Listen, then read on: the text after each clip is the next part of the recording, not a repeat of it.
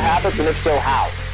No, right now, at this moment, there is no need to change anything that you're doing on a day-by-day basis.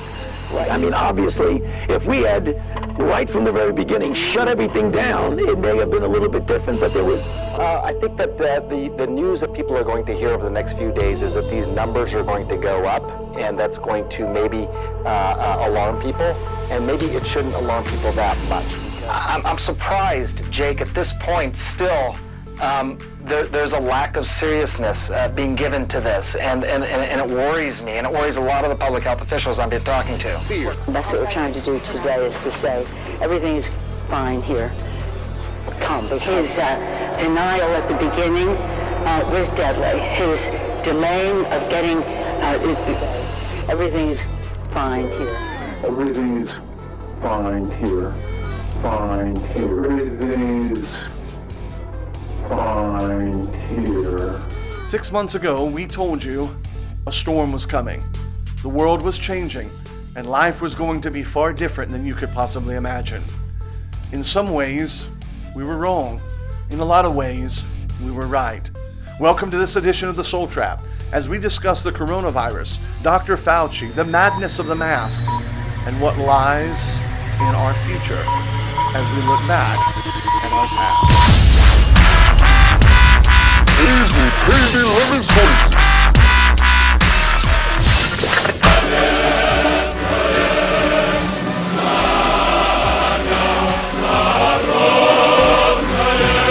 Welcome to this episode of The Soul Trap. My name is Joel Tillis, and we're glad to have you joining with us. As always, we trust that this show finds you in good health, good spirits, and as we so often say, on that good and narrow way. Today is a very special episode. We're going to be having back with us Pastor Andrew Sluder and Evangelist Randy Keener from the Backwoods Bible Broadcast. We're going to be talking on this episode about the coronavirus, how we got where we are, and how we're going to get where we're headed. But before we begin our show, I want us to take a little tiny trip down memory lane. And of course, taking a trip down memory lane is a nice way of me saying I was right. So many times when we're studying Bible and prophecy, you know, it can almost seem fanciful. And I remember years ago, you know, you read this stuff, but wait a second, you start talking about the mark of the beast and policing the mark of the beast and that kind of thing. I mean, if nothing else, if there's nothing else to the China coronavirus thing, it is showing us that we're only one breath step away from the full reality of what we see in the book of in the book of Revelation and the tribulation. And here's what I think we have to keep in mind. If, and right now it is an if, I will admit, I think it's a strong possibility, but if it gets to the point where we have a large outbreak globally, then, you know, in my flesh, Brother Tillis, I'm sitting here thinking, okay, these people might have a deadly disease that is a pandemic right now, and they're walking around, and, you know, why not just stay in your apartment? Why not just quarantine yourself? Right. And we get to thinking like, okay, well, how unreasonable are they being? But at the same time, though, think about what's happening. Yeah. Could that kind of stuff start happening in America? How much justification do lost people? We're not even talking about saved people. How much justification do lost people have to have before they start saying, yeah, haul them off, force them in isolation, put them in a room by themselves? Because right now, evidently, you having the sniffles is doing it in China. Yeah. Well, the reality is you're exactly right. Listen, I remember years ago when I first came across Alex Jones and his big thing. This was after Waco, Ruby Ridge, Waco, that era right there. The big enemy on the horizon was FEMA. The FEMA camps. And then I remember taking pictures. People were taking pictures of these sarcophagus-like plastic canisters that were supposedly for dead bodies. And everyone was joking. They're like, there's not going to be any FEMA death. FEMA, what would you do? Hey, let me tell you something. I think middle-class America, and I think your mega-church Christians and everybody in between, if something like that cut loose, they'd be the first one saying, hey, take them to the FEMA camps. Now, they're not going to call it the death camp, but they're going to take them over there because you got to keep them isolated from the population. And what we're seeing in China is a reality that's happening. Are we being overreactive? Are we being the tinfoil hat-wearing crowd? Or is there a legitimate reason to go, wait a second, right now, it might make sense to close the church right now. But once we let this genie out of the bottle, it ain't going back in. Once we allow the government to dictate when and how many people we can have at church, we have opened up a Pandora's box that we cannot close. Okay, so there it is. You see where we are. And we were not any great prognosticators.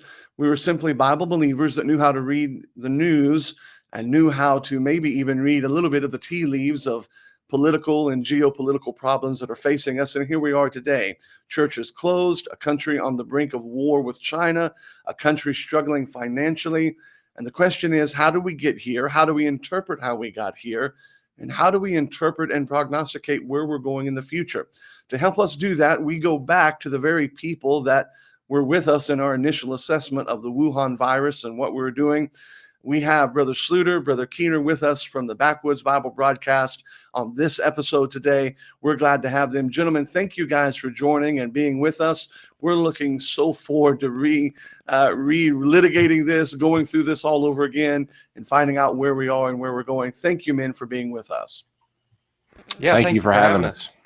Well, let's jump right in. I don't want to waste a lot of our time, but there's just so much that we can cover. You have seen the video. You've seen the montage of how we got here. Here's the question that I'm going to ask, and I'm going to throw it right to you, Brother Sluder, right off the bat. And I guess maybe this is a softball, but, there's a lot to hit on this. But here's the question. What did we get right about the coronavirus almost 6 months ago? What did we get right? Well, if I could take the liberty, Brother Tillis, and even go back further than 6 months, anybody who will go and stalk my Facebook, January 24th was my first post about this issue. Mm-hmm. And the biggest thing in my, that we got right from the get-go was the fact that this was going to be used as a ploy for government overreach. Mm-hmm. That was the biggest thing we got right. We got right that this was going to be used to try to destroy our economy. Boy, that we've seen that play out. We've seen this being used by the left to try to propagate their ideas and trying to undermine an election. So those are a few things that we got right. Now, admittedly, we got some things wrong. Mm-hmm. I thought it was going to be much more deadly than what it is. Mm-hmm. But those are just a few things that we definitely got right from the get-go. No way around it. I agree. What do you think, Brother Keener? What was it that we got right? And maybe even, we're going to get into what we got wrong here in just a minute, but what was it that we saw coming that a lot of people didn't seem to see or want to see? Well, one thing that I would challenge Andrew on is what he said about thinking it would be more deadly. The media would agree at how deadly we said it was. Exactly. Joe Biden said that half the country was wiped out by gun violence. The other half was wiped out by coronavirus. Necessarily, now we have over 120 million dead from COVID streets.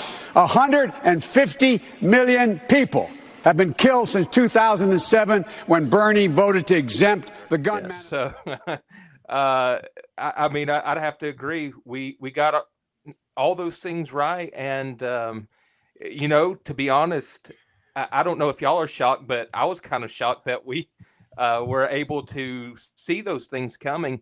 The big one, though, that we continually saw is how that we mentioned the effect on the churches, mm-hmm. and we were constantly challenged on that. Mm-hmm. We were constantly challenged on that as far as this is everybody. It's not just the churches. This isn't going to end up in persecution. The government has our best interest at heart. And here we are, just as they didn't target Daniel specifically, it was everybody that was in the crosshairs, but in the background, it was Daniel specifically they were going after. Yeah. So to say that the forces of darkness didn't have a higher goal with this, and I'm not talking about men in a smoky room having a conversation. I'm talking about those in the background, true demonic activity. Mm-hmm. To say that they didn't have a goal with this is absurd. I agree. So We're going to come down that road in just a minute. Let me stay on this subject for just a second.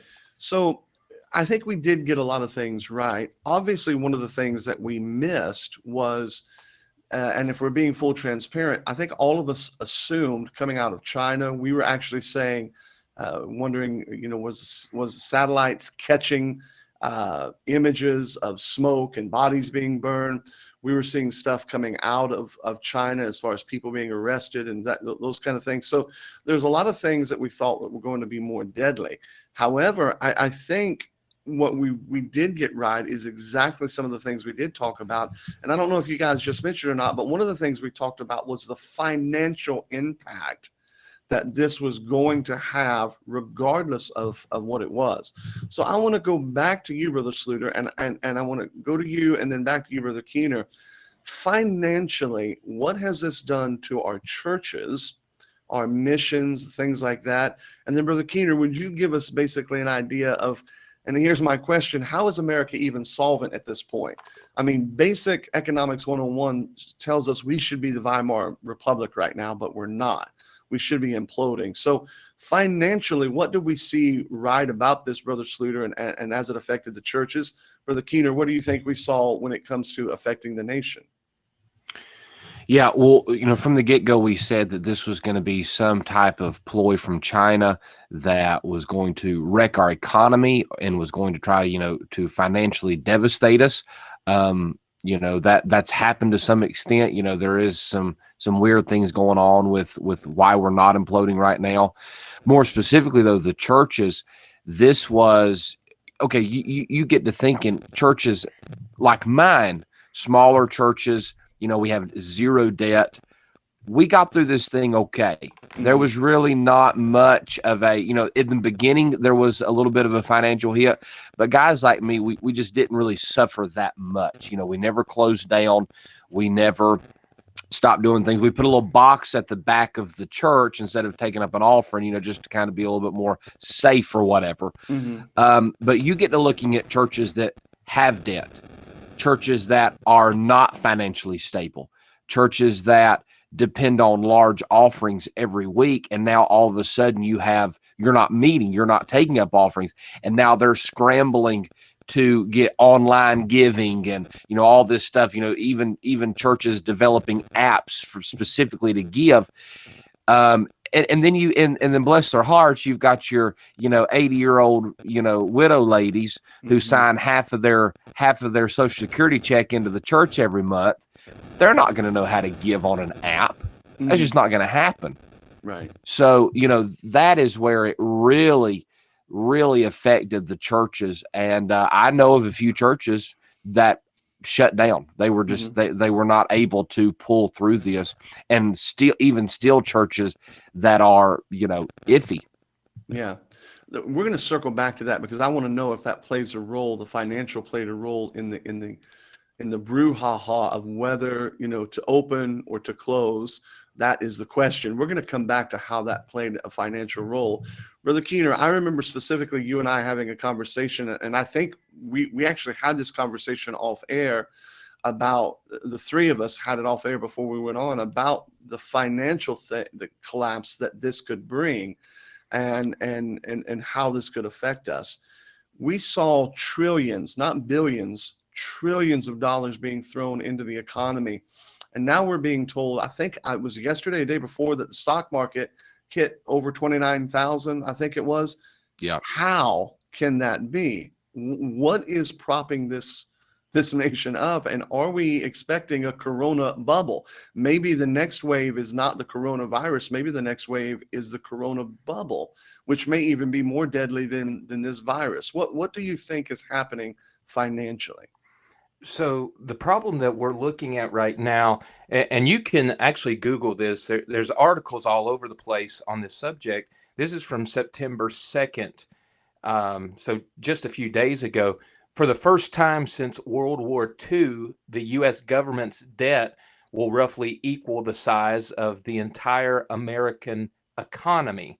And that's going to take place by the end of this year. So we're looking at bad times coming down the road as far as the economy. And we see the effect right now on small businesses.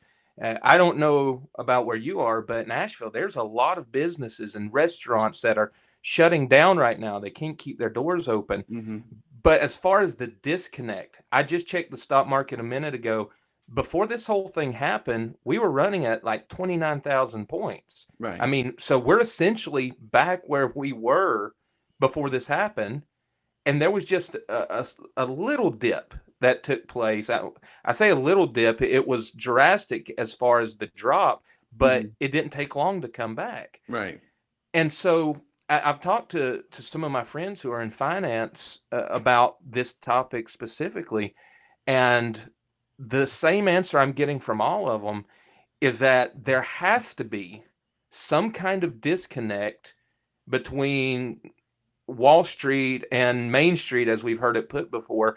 There has to be a disconnect. There has to be a trader class and a working class. And I mean, it's almost scary to think about it like that you have a higher class that is essentially manipulating the stock market. 4 people in the United States own a huge amount of money. And so we have these billionaires, millionaires that are making these investments, that are making money hand over fist in the stock market right now. And you have a working class that is totally disassociated and disconnected from what's going on. Yeah. Yeah. Well, like I said, I think that there's no doubt if you went back, and I agree. In fact, if I'm not mistaken, Brother Andrew, I believe that you and I talked on the phone first before we ever had a show. You and I talked about this. It's like, what's coming down the road? So there were some things that we missed in the sense of how it was going to totally unfold. But there was a lot that we got right about this Wuhan virus.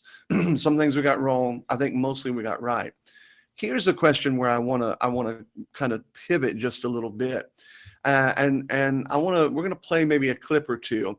But here's what Vice President Pence said. Here's what President Trump said. Here's what everybody was telling us. 15 days. Give us 15 days. Then it was 30 days. Just shut the churches down. Give us 15 days. Let's listen to our leaders for just a moment. Here's what they were telling us that all we had to do to flatten the curve. We're announcing new guidelines for every American to follow over the next 15 days as we combat the virus. Each and every one of us has a critical role to play in stopping the spread and transmission of the virus. For my administration is recommending that all Americans, including the young and healthy, work to engage in schooling from home when possible, avoid gathering in groups of more than 10 people, avoid discretionary travel, and avoid eating and drinking at bars, restaurants, and public food courts. If everyone makes this change or these critical changes and sacrifices now, we will rally together as one nation, and we will defeat the virus, and we're going to have a big celebration all together. It was several weeks. The stay-at-home order does not end today. As I've tried to say, this is just something the entire world and all of us will have. Public health direction until there is a cure or herd immunity. It's important for every American to take action, as tens of millions are, to help us slow the spread. But at the end of this 15 days, nothing would be worse than declaring victory before the victory is won. That would be the greatest loss of all. Therefore, the next 2 weeks and during this period, it's very important that everyone strongly follow the guidelines, have to follow the guidelines that our great Vice President holds up a lot. He's holding that up a lot. He believes in it so strongly. The better you do, the faster this whole nightmare will end.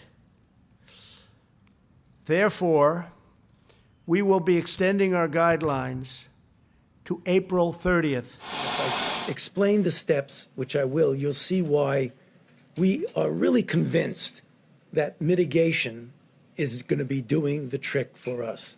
Okay, so we all knew we weren't sure how this thing was going to be. Was it going to be an apocalypse now? Was it going to be Walking Dead? Give us 15 days. And all they told us was to flatten the curve, not to eradicate it, not to come up with a vaccine. We just don't want to overwhelm the system. Immediately, I did, Brother Andrew did, Brother Randy, others go, I don't know about shutting our church down for 15 days. When is the last time that you've ever given a power to the government and the government give you that power back? Then they come back over top and they say, oh, no, well, we need another 30 days. Now today, Jack Trieber is out there getting fined something like $50,000+ a week. John MacArthur, by no means is he my stripe, but yet he is going, I believe, going to be in heaven. A brother in Christ, his church is fighting for their lives. There are churches in different pockets of the country, Maryland. I know it happened in Kentucky and other places that are fighting for their lives. So why were we so quick to assume that we could trust the government? In other words, why were so many churches or pastors unwilling to see what was coming down the road? Was it sheer fear of the virus? Was it financial fear? What was it that kept our churches from seeing the principle that was at stake? Brother Sluder, what do you think? Why didn't we see this problem coming? Well, so this may get me in trouble with some guys, and that's okay. Hey, listen, we've been in trouble the last 6 Yeah, months. So yeah. Oh, yeah. Now.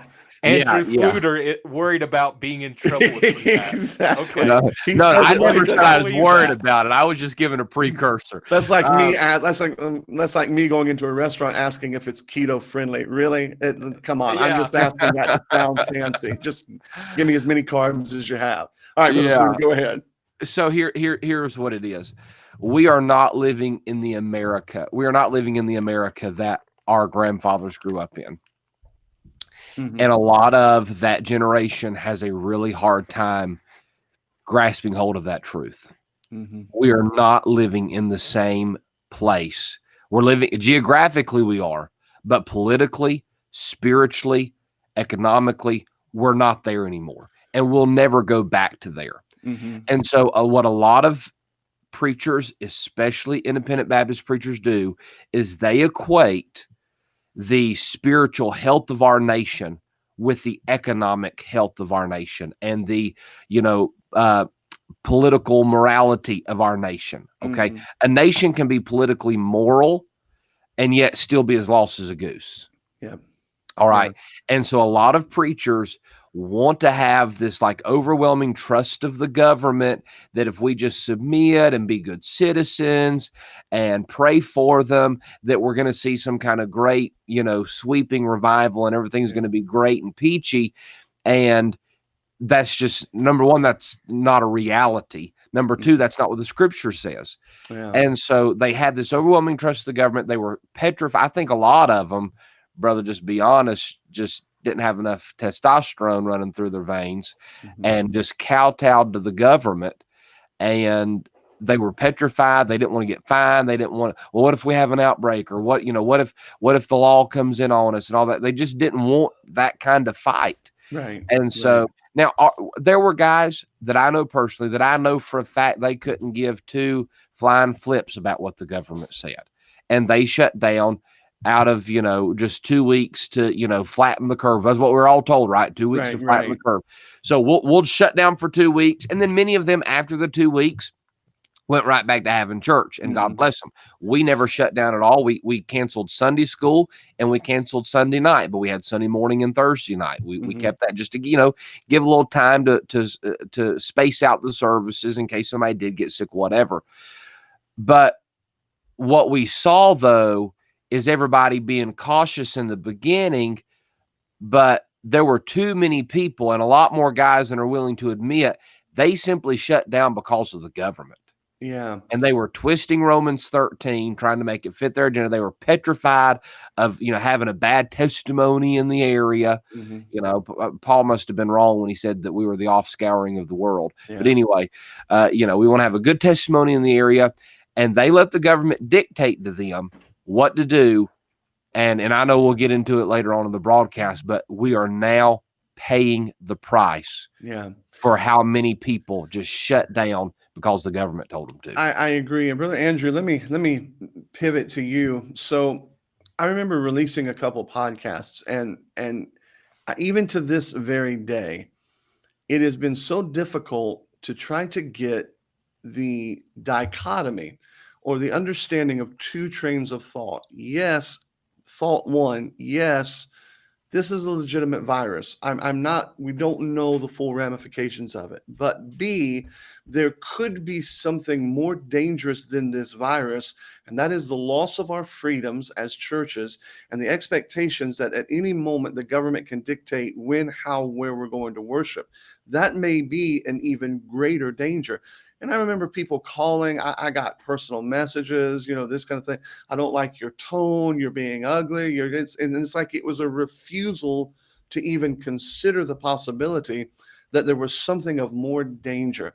I agree with Brother Sluder. There may have been some guys that were legitimately scared. Their congregations were elderly, whatever that wanted to be. But why was there such an abject, and I'm going to say this, and it may make some of our listeners mad, but it was an abject unwillingness. They were almost willfully ignorant of history. They did not want to believe that this could turn and be used bad. And I don't want to bloviate, but it's stunning to me because these are all listeners of the Soul Trap who would constantly say, yeah, the government conspiracy. Then when we actually have the potential for the government to put a conspiracy together, they go, no, and they just poo-poo it and go on down the road. Why were they missing it? Was it willfulness? Was it fear? Was it a lack of biblical doctrine? Piggyback onto what Brother Sluder was saying. Why were they missing that? Just to highlight something you said that was probably one of the greatest things you've said to me recently is that idea about not being able to hold two adult thoughts in our head. I've told that to everybody. I've told my boss. I've told everybody that thought, because that is where we're at. People cannot have these two ideas that, yeah, coronavirus can make you sick and it's bad, but there are other things out there that can seek to take advantage of it. It's everybody's running to the extremes, and rarely is the truth found in the extremes. It's found somewhere in the middle. And so I would highlight that thought especially. And we saw pastors that they could not handle keeping those two thoughts in their head, that, yeah, there's this problem here, but what about the problems that this could cause down the road? And that's where it took us, exactly where they all told us that we were wrong about, that it wouldn't take us to. That's where we're at right now, and that's what we're dealing with. Well, both of you gentlemen being a part of the Bible Institute, is how much does a lack of biblical history play into this? I mean, we're Bible believers, and certainly the Bible takes precedence over everything. But is there a profound lack of biblical church history playing into that? I mean, these guys should have been able to go back and remember the days. I'm not even talking about John Leland. I'm not even talking about the ancient Baptist Obadiah Holmes. I'm talking about Lester Roloff.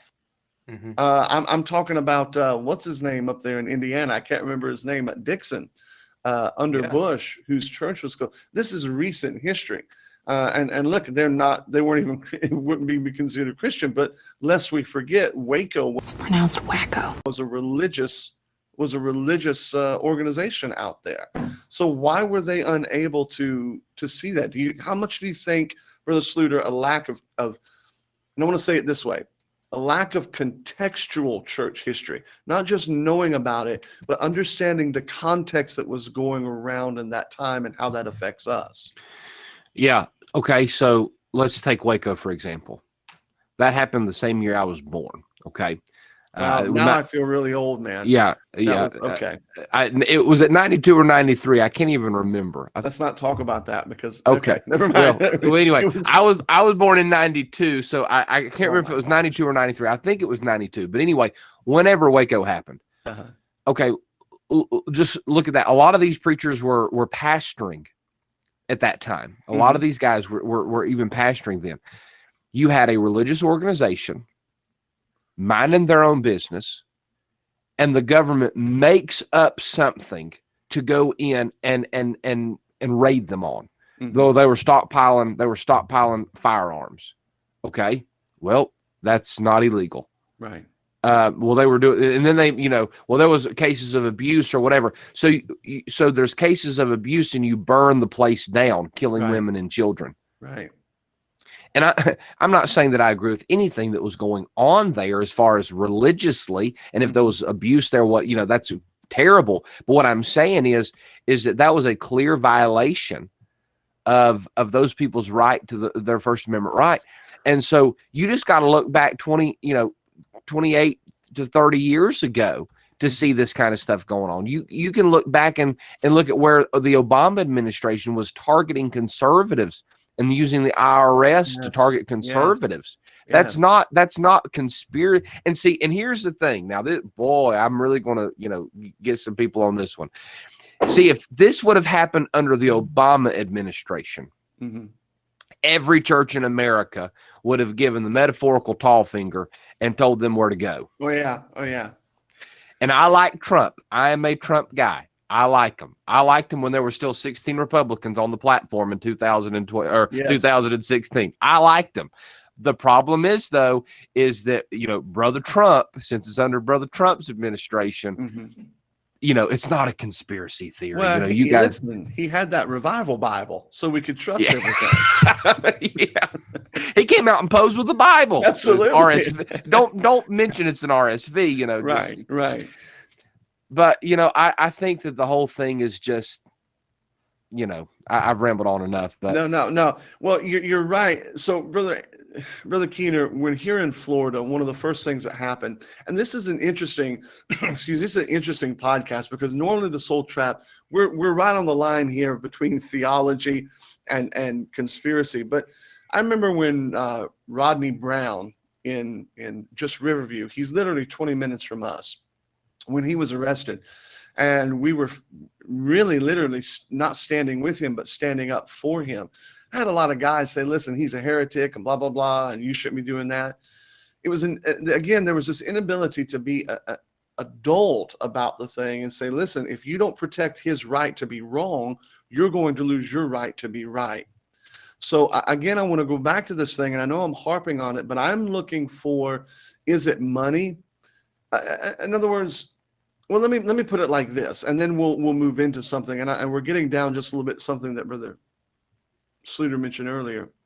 Why isn't there a massive rally happening out at Jack Treber's church right now? In other words, we get the sword of the Lord. We get the sword of the Lord. I just saw it come in. There's almost nothing in there at all. It's like business as usual. You open it up and it's this thing that.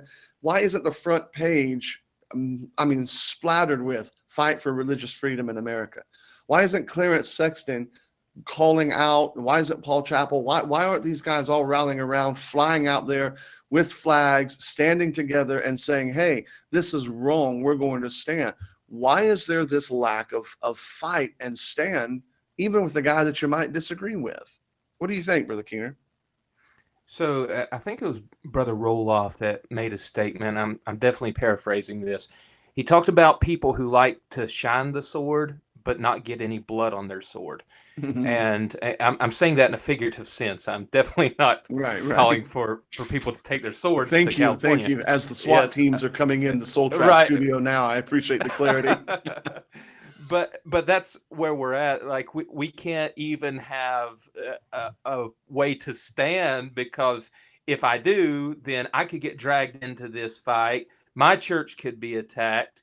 The government could find me, or God forbid, my preacher friends would disagree with what I'm doing, and they would be really upset and call me bad names and maybe not fellowship with me anymore. Yeah. So that is where we are at, and you had some experience recently with that. People do not want to take that stand. they'll stand with you from a distance. Yes. You know, we're praying for you over there, Brother Trieber. We hope everything goes well. Mhm. But to do anything more than be warm and filled, that's just not a line that many of us were willing to cross. And I do agree that it is a historical ignorance that takes place, and also an unwillingness to lose anything that we have as far as freedom or possession. You know, we're not willing to get locked up. Now, we are on Sunday morning during our sermon, but as far as when we really take into account and count the cost, you know, there's a lot of things I enjoy doing in life. I enjoy fishing. It's one of my favorite things to do. You get locked up, you're not going to be fishing anymore. And I think some of these guys think about this. Maybe they put that much thought into it, and they're not willing to take it that far. Yeah, I think so. So let me ask you, Brother Sluder. Here's the problem that we're going to run into. We're here now, so we're behind the 8 ball. We're here now. A lot of these big churches, they capitulated early on for whatever reason, and we could spend all broadcast trying to hash that out. Let's just say that we're here now. A friend of mine and one of the guys on the team here at the Soul Trap, we're all having a planning session the other day, and he said, you know, the problem right now with Jack Trieber is that he's still trying to play the game. He's still trying to say, well, listen, we're doing this and we're doing that. And he said, that's not the way that you fight a bully. At this point, he should be saying, listen, we're going to do what we're going to do, period. And in other words, it's like you think by capitulating to the government that they're going to respect that and go, oh, okay, well, you are social distancing. That no. He said, and basically I'm paraphrasing what he said, but he goes, he doesn't understand that they want Jack Trieber's church shut down. Right. They want the churches shut down. Now, I have been lambasted. I know that you guys have been, by people saying, well, it's not persecution. And I get it. We're not being crucified in the street. But are we missing the fact that this is a tool being used by the powers of darkness, and maybe even by the smoke-filled room, men sitting in the smoke-filled room, that says, listen, we're going to shut, and we're going to at least neuter the last vestiges. And the only place that you're going to find real Bible truth, real Bible standards at all, as much as we pick on them, is in the independent Baptists. That's it. Every other thing has gone the way of the world. How do you do that? Well, we can neuter them. We can make them so passive and irrelevant that we're basically going to shut them down, at least in theory. Is it an inability of them to realize that there is a spiritual attack going on? That is persecution happening to Jack Trieber. That is persecution happening to us when they're telling us, shut your church down or you're going to be fined. What do you think, Brother Sluder? Yeah, it absolutely is persecution. And I was amazed at the amount of people, and it was a large amount. I mean, let's not, let's just pull off the gloves for a second.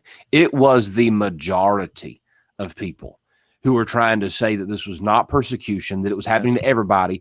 It'll be persecution when they shut down only the churches and not Walmart. Yes, I've heard that statement. I've seen that statement written to me on many occasions. Yes. And here's my reply to that. If you think that Walmart and the church have the same importance and protection in America, then you're crippled too high for crutches. Mm-hmm. Okay, the First Amendment was not written to protect Walmart from selling you cookies during a pandemic. It was there to protect churches. Okay, so to make the comparison, and these guys doing that, and what they're, and even if they're not intentionally doing it, what's coming out of your mouth is you are saying Walmart and church are basically the same thing. Yes. Now, I've seen a lot of their churches; they probably do have that mentality. But anyway, as you would say, I digress. So. But here's the thing, you have here's where the people are still trying to play the game, because Jack Trieber, God bless him, I'm for him, but he is still trying to play the game a little bit. Yes. Well, we were doing all this. You're never going to satisfy these people. They're not going to be satisfied until you are not having church. And what the amazing thing about it is, and this is, I said this yesterday, I said it sometime this week, I can't remember, on something. You've got guys, for example, let's say here in North Carolina, North Carolina, we're now at a 2.5 phase. The government made up this like halfway step phase, and Right. it's crazy. It's ridiculous. It's all politics. Okay, so you've got, churches can only be 50%, or churches, and you've got to do this, when everybody, we're going to open up, but we're going to get around the government, and we're going to have 10 people in this room and 10 people in this room and 10 people in that room. So see, we're still meeting, but we're obeying the government. Okay, well, here's the problem. They're all rallying around Jack Trieber. Jack Trieber is defying his local government. Right. Now, he's still trying to play the game with all the social distance, all that kind of stuff, which whatever, that's fine. But he is disobeying his local government by having church. Absolutely. And he's the civil rebellion. Exactly. And all these guys are like, yeah, go Trieber. Well, okay, wait a second. But you won't open up your church, or you're still following the rules for, you're still doing all this social, So, and my whole thing is we had the moral police out. It was like everybody needs to shut down to have a good testament. We got to obey our government. And then all of a sudden, some of the one or two of the bigwigs, decided that they were going to take. Oh well, yeah. Now it's time. Now we need to open church. Well, wait a second. Was it wrong for me to open church? But now it's right. Who gets to decide that? Right. And for these churches not to realize that the government has just been the puppet master with them and just been jerking them around. It's ignorance is bliss. I agree. And, what you said is very profound. Really, Randy, it really piggybacks on what you were saying, as it's like we support you at a distance. I think that's a great idea. Yeah, God bless you at a distance, as long as it doesn't affect my life. And I think that's exactly what's happening right now. I don't understand now why there's not a larger cry coming out from our churches. And I'm talking about the heavy hitters out there that say, no, we're going to defy. It was Francis Schaeffer, and I am paraphrasing him, but not by much. He said, if your theology does not have built into it room for disobedience to the government, then the government is the ultimate authority in your life, not the Lord. And I go back to what Brother Sluder said. It's like, listen, if we marched 9/12. I was there in Washington when they had the march on Washington, the Tea Party march. I was there. I was there right at the footsteps of the Capitol. I was involved in the march, spent 3 days there in Washington, D.C. If this were Barack Obama, if this were Bill Clinton, we would be in the streets. What do you mean you're going to shut our church down? What do you mean you're going to do this? Now you've got someone like Jack Trieber, and I think he's failing because he's still trying to play the game. Where are the heavy hitters, Brother Keener? Why aren't they being more aggressive in their response? Is it just money, people, fear? What do you think? So I don't know that it can be narrowed down to a specific for all of them. I don't know if we can broad brush it, but one way I think that we could cover all of our bases is to say it like this, that we have ushered in an era of pragmatism over principle. And it's what works for me. And that's what we're constantly looking at. If it affects our finances, then it's probably not a good thing. If it affects people coming to our church and, we have to lose people over it, then it's not a good thing. And so we're in this era of total pragmatism where we are trying to find what works for me. And that is not the position of a Bible believer. Yeah. The position of a Bible believer is principle. Yes. That there are certain things that we do, and it may not make us a lot of money. It may not pack out our churches. It may not make us popular, but they are the right things to do. Yes. And what pragmatism has done in this era is it has stripped away, during this time, it has stripped away the governance of our church by the Lord Jesus Christ and handed it to an earthly government and said, okay, whatever you say goes. Yeah. Well, that's not their place. Yeah. Now, pragmatism may say that's what we need to do, but principle says there is never an authority over our church other than the Lord Jesus Christ. And we are going to do what he says. We're going to allow ourselves to be governed by his word. and the rest of them, whatever. We're going to do this moving forward, but we're just in that era where we're sacrificing everything on the altar of pragmatism and how it can make us better, our churches better, and all that. My first pastor, he's with the Lord now, but I remember in a specific sermon, he said that the pulpit is the last place where freedom of speech will be found, and the government wants it. He made the statement in that message. He said, Glenn Beck, Rush Limbaugh, they're small potatoes. They want this pulpit. And, we see throughout recent history, with the whole nonprofit thing, that they've used that to come after churches. You won't talk about elections. You won't talk about voting people in. You have no space in that. And what did most churches do? They quit talking about it. They won't endorse a candidate. They won't denounce the candidate because the government said not to. Right. Well, I've got this book, and it should govern us in every area. We should be governed by morality. But I think it really all boils down to, whether it's money, popularity, whatever, that it's the idea of pragmatism over principle. Yeah, I think you're right, and we're going to change gears in just a minute. I want to step back to China for just a second, but I want to maybe put a bow on this conversation. And I agree, we've covered so many areas in this. One of the things that has stood out to me, not just being here at the Soul Trap, but as a pastor, and then going through what we've gone through, is the idea, and it's ambient. It's not obvious, but it's ambient, that safety is a prerequisite for our worship to the Lord. And so when we can't come to church because it's not safe, well, we can't do this because it's not safe. And that really is a secondary rather than a primary.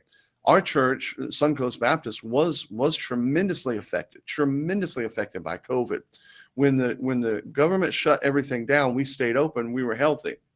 When they opened everything back up in Florida, it wasn't the month of July. At one point, we had on a Sunday morning, I think we had maybe 20, 25 people at one point on a Sunday morning.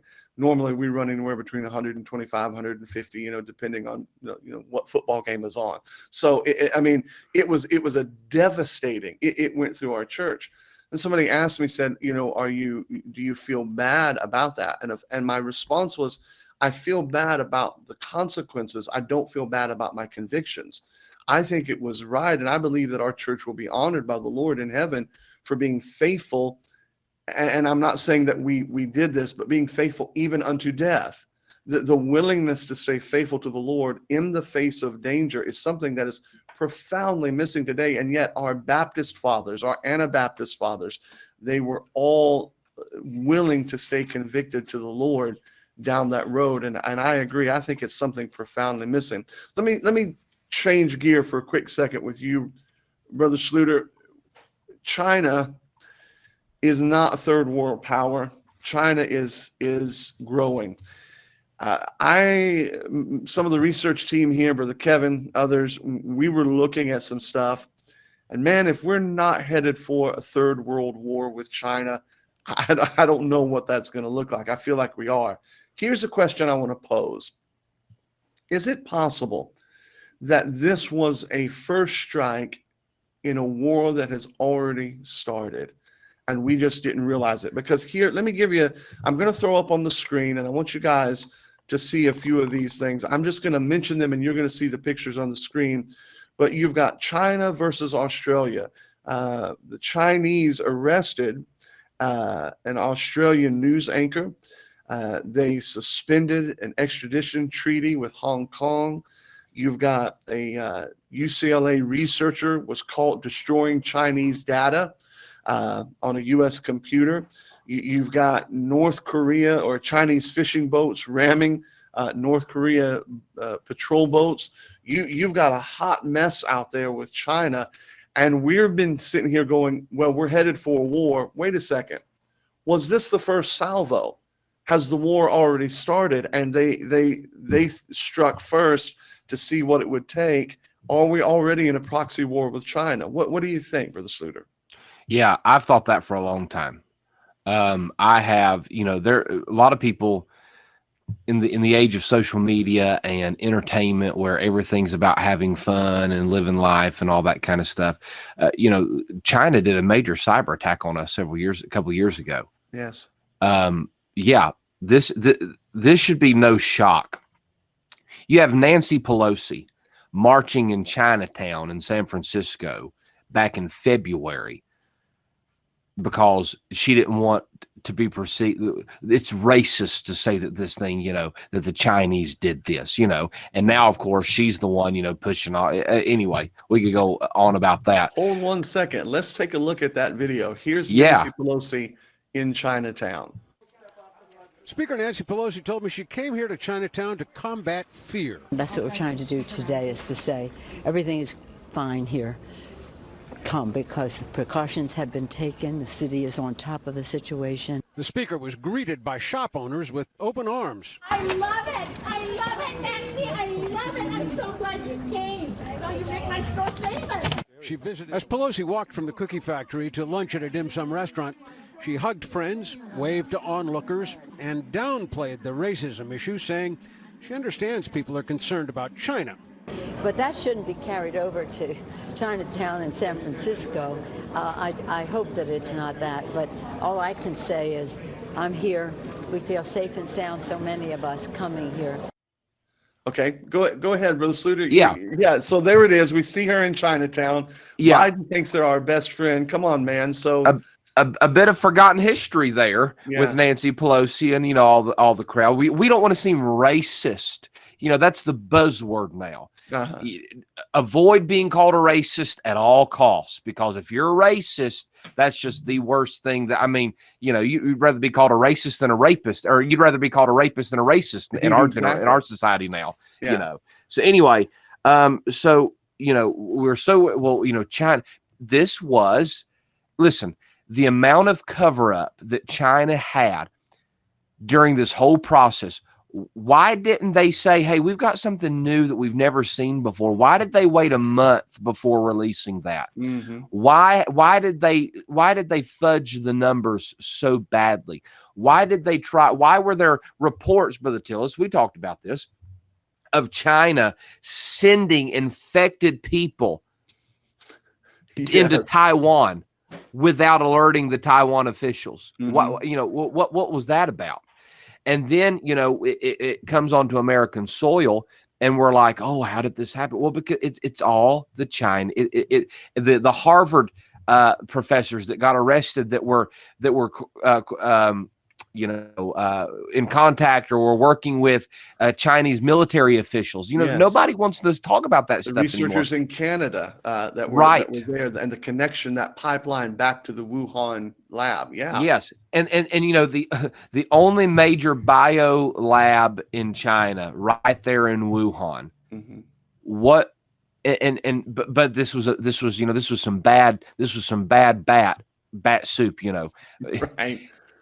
And so to say that there is no, and the Chinese all constantly trying to, collapse our economy, and Trump, thankfully, taking a stand against China economically, they were PP'd off about it, man. Uh-huh. And so we've been in this thing with China for a long time. I've been, I've often thought, or for years have thought about China in a world war, what would happen, all that kind of stuff. We owe them more money than we could ever pay back. Mm-hmm. So, to make a long story short, yes, I think we're already in a proxy war with China. I think there's so much stuff going on that we don't know about between us and China. And I think this was the first little blip on the radar, the little virtual attack years ago. But now this is a little blip on the radar of what's actually coming in the probably near future. Yeah. And it's a fascinating thing that like you said, we just saw Nancy Pelosi, and then you've got somebody like Joe Biden, who is eyeball deep in love with China. I said Joe Biden, we should call him by his street name, Corn Pop. And Corn Pop was a bad dude. But let's take a look here at a clip or two of Joe Biden And somewhere between getting his legs rubbed in the pool and being in a rusty knife fight, he has time to really fall in love with China. Here's a Joe Biden clip. China is going to eat our lunch? Come on, man. They can't even figure out how to deal with the fact that they have this great division between the China Sea and the mountains in the west. They can't figure out how they're going to deal with the corruption that exists within the system. I mean, they're not bad folks, but guess what? They're not competition for us. We want to see China rise, to continue to rise in a responsible way that will benefit you most, China, because you have an important role to play. A rising China can be a significant asset for the region and the world, and selfishly for the United States. Okay, so Brother Randy, just follow on with what Brother Andrew was saying. I mean, are we in a proxy war? Has World War III already started in a small fashion, do you think? So I was talking to a friend of mine yesterday, and this discussion actually came up.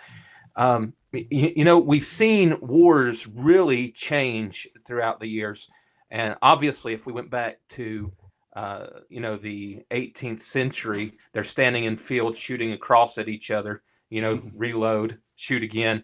But now we have seen, especially in third world countries, moving in small units, taking out terrorist cells and all that. But it seems like in developed countries that wars do start on a technological scale, that it begins with cyber attacks, maybe even attacks against power grids, small ways like that before it moves into a full-scale assault. And correct me if I'm wrong, fellas, but years ago, all your big name prophecy guys were talking about China and their million-man army and preparing for this war. That's, I'd say maybe not in the 90s, early 2000s that these guys were talking about it. You don't hear stuff like that anymore, but it's funny, even though we're not hearing about things like that, it's kind of, we're at the point of living it now, that we're seeing ourselves on the brink of wars, rumors of wars, earthquakes in diverse places. And I don't want to sound like every time there's a tremor in downtown Asheville that Jesus is coming, that day, but we are living on the brink of this. Yeah. I think it was you. I thought I saw it was your post, Brother Sluder, where you said it's not so much the world, and I'm paraphrasing, it's not so much the world that's telling you that we're in the end times as much as it is the way Christians are acting that are in the end times. Let me jump into this then, and we're going to go down this rabbit hole just a little bit. I've noticed with my people, I've picked it up a lot with people calling in and emailing the Soul Trap, then my own pastoring. The fear. Last night, last night, Thursday night, we call it the tip of the spear guys. We had about 12 guys, and we were out doing evangelism. And a lot of the guys, when they were at the door, people were panicking. What are you doing at my door? What are you doing? And it's like, well, we're like more than 6 feet away. Well, where's your mask? We're in the open air. We're standing 10 feet off of your porch. Abject fear. Now that fear, I believe, can trace its roots back to the media in a profound way. And when you start looking at the interconnectivity, and of course that's what we do at the Soul Trap, but when you look at things like Project Mockingbird, you've got Anderson Cooper, being a part of the CIA, Project Mockingbird, all of these things, the media has done a tremendous job of producing fear. So with all these people telling us the end of the world, how much do you believe that there is an intentional conspiratorial, whether or not the Wuhan virus was a conspiracy design? I don't think it came from a bat. I think it came from the lab. I think it was a weaponized, personally. I think it was a prototype, possibly, or a plant. But is it now being intentionally used to reshape the face of America, whether it be churches, whether it be wearing a mask, whether it be standing in line at Walmart? all this, the total, if I've heard this crap once, I've heard it a million times, the new norm, we're all in this together, all of that Orwellian 1984 nonsense that we used to laugh at. Do you believe that the media is a willing conspiratorial partner in changing the face of America? Brother Randy, let me jump to you, and then I'm going to come back to you, Brother Sluder. What do you think, Brother Randy? Definitely, as far as the media goes. And let me tell you how powerful that this is. I had coronavirus myself. I thought I'd wait it out and get better. Most of my friends who had it, or people I just knew of, had it 10 to 14 days and were fine. I know old ladies that had it 10 to 14 days and were fine. Well, the old ladies, they whooped me. And your constitution is weaker than an old lady. Yes, it is. Well, day 9, I couldn't breathe, so I went to the hospital. I was in the emergency room myself for 9 hours. I know there was another man in there for 19 hours in the ER. The emergency room. In the emergency room, yes. And they kept coming to us and telling us that there are no beds available. I'm sure you've heard it. I'm sure you've seen it on the news. There's no place to put you. We're going to keep you here in the emergency room, make you as comfortable as possible. They come down at 3:30 a.m. and get me. So I don't know how beds magically open up at 3:30 in the morning, because nobody's checking out. I mean, unless they're checking out for good. But there's nobody checking out of the hospital at 3:30 in the morning. They take me in my bed. They roll me up to the floor where coronavirus patients are being held. We go through the double doors. The first question the nurse that rolled me up asks the floor nurse, she says, "I guess y'all are slammed up here, having no beds and all." And the floor nurse says, "No beds? We've got plenty of beds and nobody to fill them. We can't figure out why nobody's being brought up." So the point I'm making is that the media narrative is so powerful that even the people who have the evidence literally right in front of them are still buying into and propagating that narrative. That is so true, because just like recently, and I'm going to kick it to you, Brother Sluder, we just see now that the CDC says, well, listen, a lot of those guys that died, they had underlying factors, which we knew. Our anecdotal evidence was telling us you're probably going to be okay if you're 60 and under and in pretty good shape. If you're not in good shape, that kind of thing. Now all of a sudden we find out nowhere near. So is there an ongoing, and I'm going to coin a word here, propagandization of this whole thing and trying to cause fear? What do you think, Brother Sluder? Absolutely. Anybody with one eye and half a brain should be able to see that the media has had a heyday with this. A heyday. You've got the CDC coming out and saying that 6% of the deaths were directly related to COVID. 94% of the other deaths, there was another thing on the death certificate besides COVID. Right. The news media, even a couple of weeks ago, I don't know if y'all remember this, came out and said, you know what, we're gonna be transparent for a moment. There's a difference between dying of COVID and dying with COVID. Right. They literally came out and said that. Our reports have been they died with COVID. If you go out and get hit by a car and they test you posthumously and you got COVID, you went on the numbers. That was a big thing here in Florida. A guy died of a motorcycle accident. And afterwards and it made the big news here for a short time. And so that's a COVID death. It's like, no. He died because he slammed his motorcycle into a semi. That's why he died. Yeah. So to say that the media hasn't been the propaganda machine of the powers that be conspiring against the church, absolutely. Hey, and we talked about it. You go down to Walmart and catch the coronavirus, ain't a soul gonna say nothing to you. But you let 2 people here at the church get it, the camera's gonna be all over. They're gonna film your sign. They're gonna ask you for an interview, the whole 9 yards. Yeah. If that's not media propaganda, then what is? Yeah. I agree. And in the midst of this, and we definitely have to be careful about how far we go down this, because this is a whole nother show. But on top of all of this, right simultaneously, you have the explosion of the Black Lives Matter, the whole racial propaganda that is taking place. And the only component to me, there's the only component that's missing. If you take four legs, the only component that's missing to really undercut the entire thing is the economic. I mean, two of the legs, the social and the health, are definitely, but now you've got the Black Lives Matter and that whole thing, and you've got churches now on one hand closing, never seen anything like it in my life, and then on the other hand, you've got churches going, hey, we need to support Black Lives Matter, and I'm not talking about radically right, left-wing churches. Independent Baptist preachers. Independent, conservative. I'm talking about, even from the Southern Baptist president right on down. And I just saw an article that was talking about Southern Baptist leaders, and they're saying, well, listen, we need to bring some of these things down to a tier, abortion, things like that.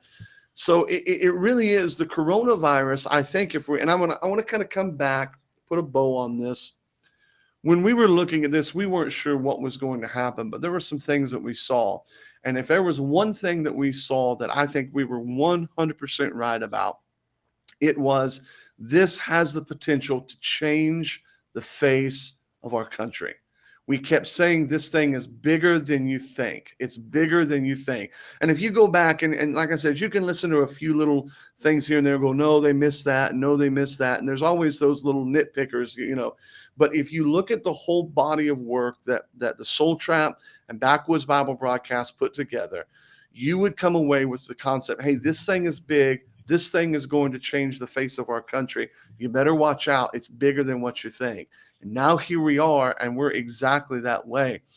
Let me ask you this final question, kind of a setup. I'm gonna go to you, Brother Randy, and then I'm gonna come to you, Brother Andrew. November, Donald Trump's elected. Does this go away? Does it get worse? What say you? So I'm going to say that I think if this happens, that Donald Trump will feel like he has a mandate, as most people would. Mm-hmm. Donald Trump, he doesn't really see things in terms of compromise. It's win or lose. Mm-hmm. And you've seen that demonstrated from the beginning. Even came out and said that we're going to win so much that we're going to say, Mr. President, we're tired of winning.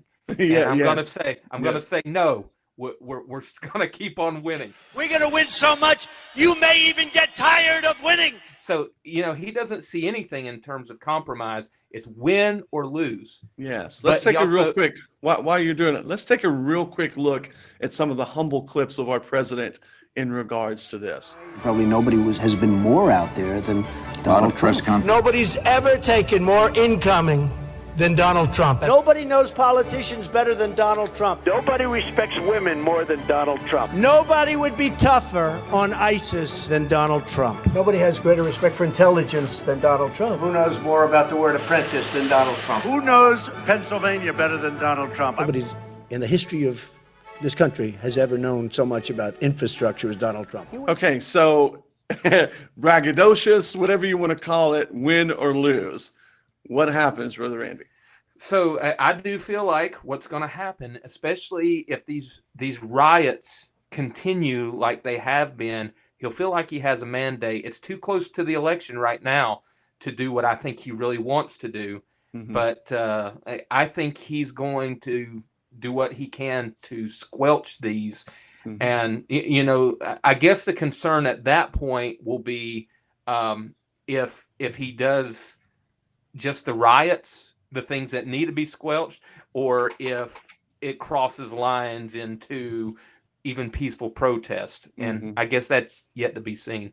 Yeah. Brother Sluder, what do you think? Well, the political science has proven that corona can't be spread at Black Lives Matter rallies and protests. Yes, we're crystal clear of that. We know that. Only at churches, I think, is where people are getting sick. Only at churches is where you're going to catch the coronavirus. So keeping that mentality in play come November, Trump gets in, I think coronavirus is solved because we're going to see so much rioting and destruction from these leftists and Antifa that, as long as we're down here burning buildings because we hate the orange man, we're not going to catch it. So I think that by and large, we're going to see coronavirus go away if Trump is elected. Okay. If Biden is elected, Come on, man. Which I'm going to go ahead and say I think there is a better chance of them serving snowballs in hell than Biden getting elected. Okay. Yeah. All right. I think that I'm not sure what the Democrats were thinking on that. Yeah. But whatever. If Biden is elected, we are going to see, here's my prediction, coronavirus is going to surge, government overtake is going to surge.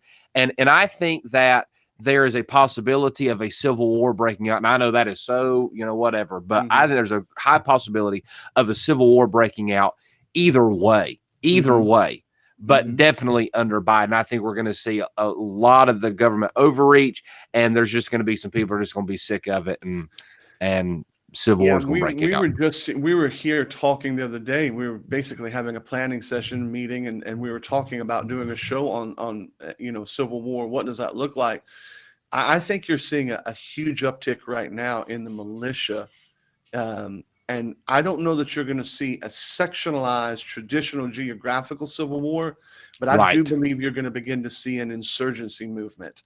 And that's going to be really, really frightening. And you take the kid Kyle that was, I believe he was defending himself. We're going to be doing a show about that before too long. I believe he was full well defending himself, whether or not he should have been there. I mean, you go looking for trouble, you're going to find it. But, the media is setting us up for an insurgency war.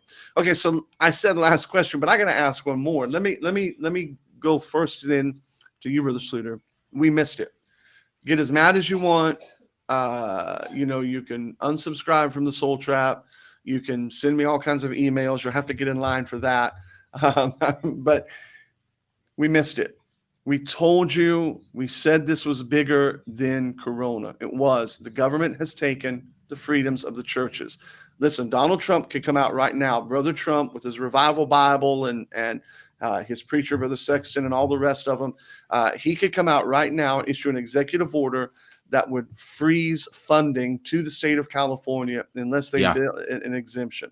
I'm a nobody. I'm a little tiny nobody here on the coast of Florida. And I don't certainly want to, again, I don't want to be controversial or ugly and call out names, but we actually called and got a hold of Christian Law Association. And they said, we're not going to take your case because you'll lose. And I said, well, I thought it was about right or wrong, not winning or losing. And they said, well, you're going to lose. We're not going to take your case. And I said, well, I said, listen, there's no harm, no foul. Don't hold me grudge. I understand that courage does not always get passed on to the next generation. So we'll do it our own way and go our own way.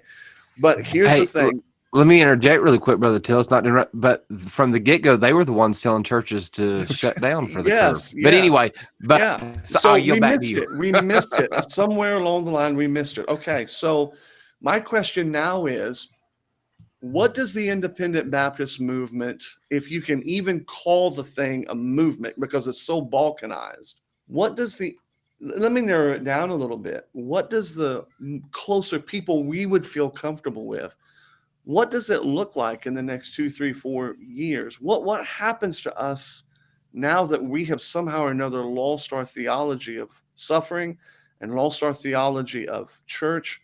What do we look like in the next year? Are we going to just balkanize more and more? Is there a way to rally? What's going to happen? What do you think? No, I mean, I don't know if there's any. I mean, my personal conviction, and it's more than an opinion, it is a conviction. My personal conviction is we are non-salvageable at this point. There's no turnaround point. There's no sweeping revival. Evil men seducers shall wax worse and worse, deceiving when you say that, and deceived. Are you speaking of the independent Bible the independent Baptist movement? Is that what you're talking? I mean, I know we agree dispensationally on other stuff, but you're saying like all other, and I use it loosely, denominations, so this movement itself has run its course. Is that what you're saying? I think so. I really do think so. I think that I've personally moved away from the term fundamentalist.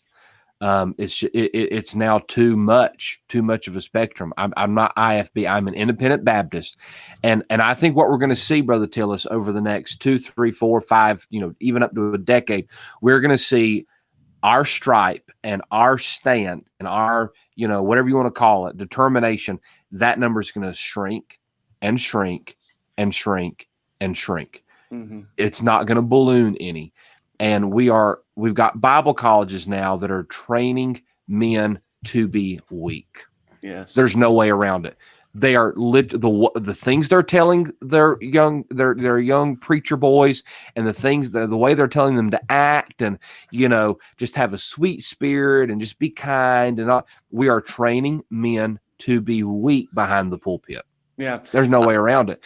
I agree, and I'm sorry to interrupt, but I remember when I was a young preacher. I remember way back in the day when you would go to hear a young preacher, and the old guys would have to temper them just a little bit because they would get up and rip face. And I remember preaching a message. I think I'll never forget one of the first messages I ever preached. I was preaching at a children's church, and I preached about Elisha and the she bears. And that if you weren't right with God, God was going to send she bears into you. These were like 5, 6, 7-year-old kids. And God was going to send she bears into your life and rip you to shreds. I had a message. I think I'd only been maybe pastoring a year, called Whoredom in the Tabernacle. And so, I mean, boy, and the old pastors will say, that's all right. That's part of being a novice. Temper it down. Now you guys get up and they're flat out fruity.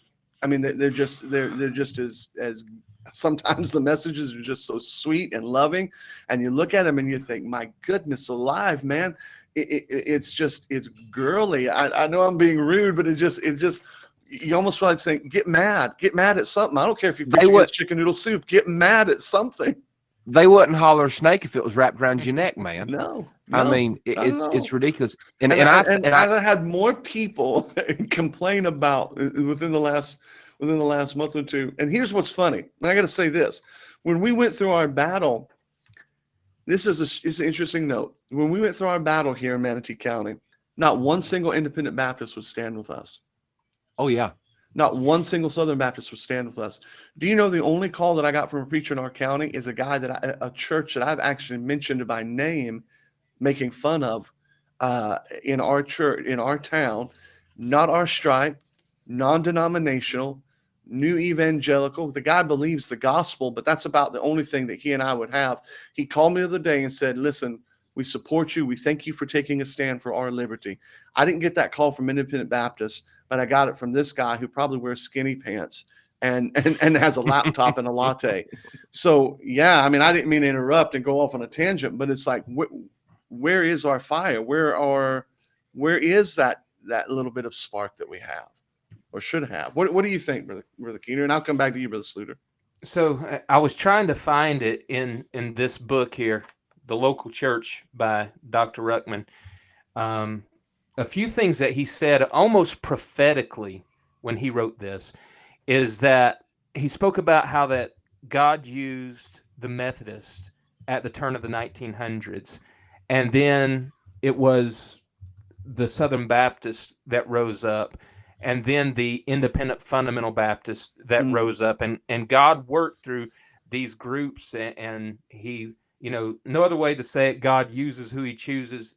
And he was doing it like that. And he capped it off by saying that at this time, God was still using the independent fundamental Baptist to do his work. But if we go much longer, it may just be the ones who haven't bowed the knee to Baal. Yeah. Just that small group of a remnant. Mm-hmm. And I do think that is where we're heading. Yeah. That it may not have a name. It may not be posted as some movement with a big platform, with a big meeting every year, but just that remnant that didn't bow the knee to Baal. And that may be exactly where we're heading with this thing. And I do believe that is where we're heading. I agree. Well, I think in a nutshell, we were way, way ahead of the curve on this thing. And the Bible says, and I'm paraphrasing the book of Psalm 119, we have more insight and wisdom than many of our so-called teachers, because we have the word of God as our light. And I appreciate you gentlemen coming on. We've covered a lot of material, and it's just been a tremendous blessing. I want to just encourage everyone who is either listening on the podcast or watching this to make sure that you tune in on Thursday nights to the Backwoods Bible broadcast. You can find that on Facebook, a question and answer, serious topics discussed, and yet some of the most funny, humorous things that you will see in Christianity. It is just a great show. You need to make sure you check that out. And then also, Pastor Andrew Sluder has a book. You can get that. I believe you can pick that up on Amazon. Divorced but not demoted. Divorced but not demoted. Yeah. I believe that is an absolutely necessary book. It is always important to know God's word, but I know a lot of pastors, and even some very close to me, that have suffered that tragedy, and now they feel like they're on a shelf. And that's not, I don't believe God wants anybody on a shelf. I highly recommend that. We're ever presently waiting for Brother Randy's book, and when it comes out, we'll definitely tell you about that. And then also one last thing I want to plug here with them, and help me now, it's the Bible Institute is the Asheville, tell me, Brother Sluder, if you will.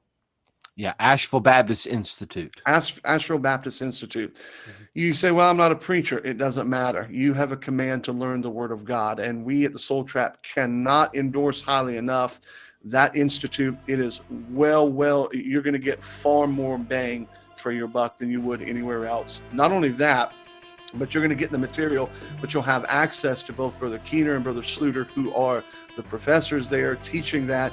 You'll be able to call them, talk to them, get your questions answered. And that's something that you don't get at a lot of other places. Make sure that you check that out. It has been wonderful to have you here. Of course, make sure that you check out thesoultrap.com. A lot of different articles on there. You can see a lot of the different merchandise that we have, and it's great stuff that we have on there, t-shirts and all kinds of stickers and things. That helps us keep the product going, the work going. Most importantly, go to the Soul Trap on YouTube.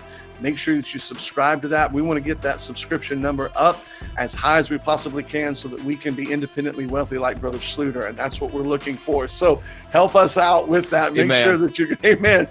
Make sure that you go to the Soul Trap. Guys, we are glad to have you here. Thank you so very much. We want to have you come back later on when the next virus comes. But in the meantime, thank you so much, and may the Lord be with us all. Thank you, brother. Little pig, let me in.